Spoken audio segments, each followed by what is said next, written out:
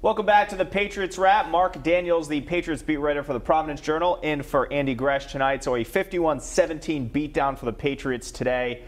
A convincing win. What impressed you most about today? Well, I think you have to say the offense impressed me the most.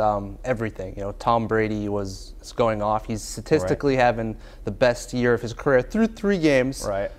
Out of every season he's played except for 2011, and he's 38 years old. I mean, Rob Gronkowski's healthy. He's playing like one of the best players in the league. Julian Edelman is going crazy right now. And then the running game. The running game's outstanding. So I would say the offense right now, they're rolling. And the Jaguars, you know, they were the victims today. I want to talk more about Brady. He was asked in the press conference if he's playing the best he's ever played. He would not indulge the reporter. Do you think at 38 Brady is playing, if not at the best, near the very best in his career? Yeah, I would say the statistics back that up. I mean, right now his numbers are in line with what he did in 2007 when he threw for 50 touchdowns with Randy Moss and Wes Welker. And even in 2011, I mean, that 2011 offense was pretty underrated when people think about it. Wes Welker, Rob Gronkowski, Aaron Hernandez, they started off pretty hot. But right now, I mean, he's playing like he has something to prove, and it's working out for the Patriots. Brady doesn't care about the 400.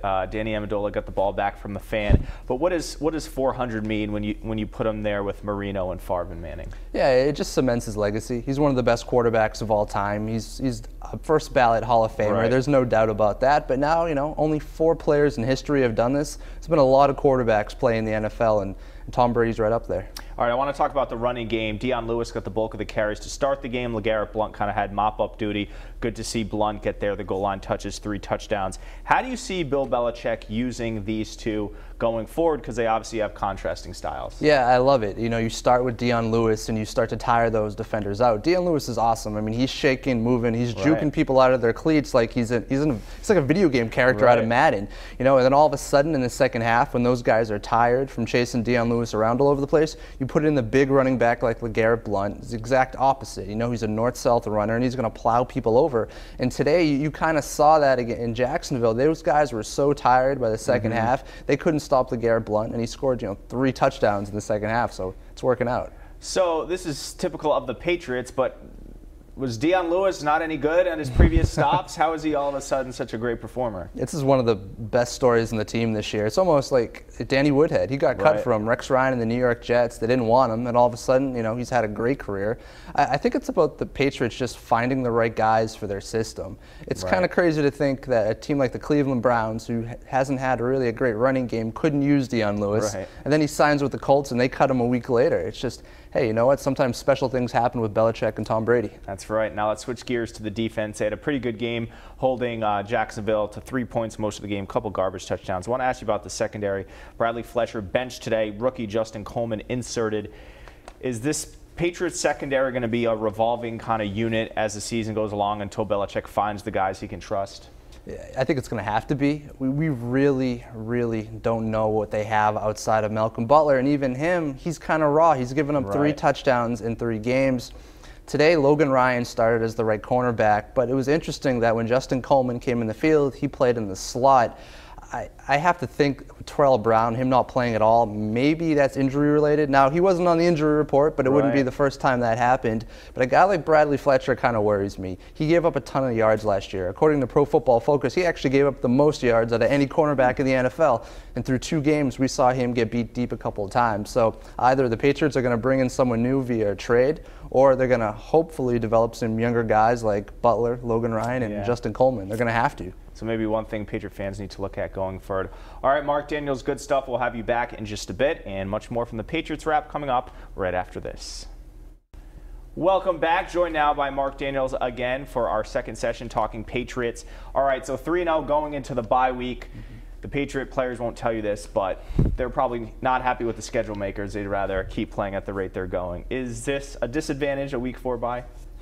I think a little bit it is. You would rather have a bye in the middle of the season, Week 8, Week 9, when everyone's tired and people need to heal up. And instead, it's Week 4 when the Patriots look like the best team in football. I would say it's a little bit of a disadvantage. Granted, they come out of the gates in Dallas. Now it's Dallas without Tony Romo or Des Bryant. But still, you get a kind of a head start on preparing for them. And then, of course, preparing for the Indianapolis Colts. So maybe, you know, it gives them a little bit more of an advantage coming out of the break, but I don't love it. What is Bill Belichick, the master motivator, going to tell his team? What is the team need to improve on between now and Dallas? There's a couple things. I think offensively, they still left some points on the board, which is crazy when you think they scored around 50. You know, kicking field goals when you're on the 2-yard line, that's never a great look. Even against Buffalo, you know, they had some bad plays, some penalties here or there. I just think they need to get a little tighter. And it's crazy to say offensively because they look so good, but even defensively, they could. There were certain times, even against Jacksonville, with the Jaguars moving the ball down the field. The secondary, as we talked about, I'm still not sold on them. You know, we have to wait and see how those guys are going to look, and they're going to get tested down the line. Now, a lot happens over the course of 17 weeks in the NFL. This time last year, the Pats didn't look that great. They won the Super Bowl. But give me a reason why the Patriots don't go back to the big game. I have to say health. That's it. I think if they get an injury to someone like Rob Gronkowski, Tom Brady, Devin McCourty, someone big like that, that could really, really hurt them. I think that's the only thing standing in their way. You know, even with the secondary being what it is, their pass rush is so improved so far this season. It's kind of making up for, you know, the loss of guys like Darrelle Revis and Brandon Browner. But hopefully Gronk, Brady, those guys stay healthy, and if they do, I think they're going again. They're going to make another run. Yeah, I think they're the favorite in the AFC. Finally, want to ask you about the rest of the NFL. The Ravens now 0-3. Colts got their first win today. Buffalo rebounded, and of course Ben Roethlisberger hurt his knee. What do you make of the NFL? It seems like every week we can't get a grasp on who's good, who's not.